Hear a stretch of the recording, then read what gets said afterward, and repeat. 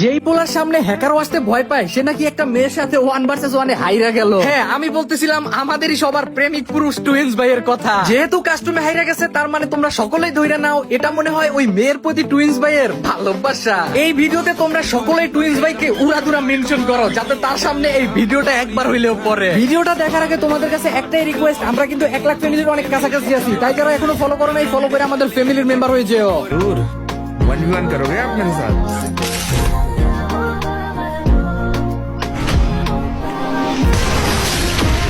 अरे ये देखो,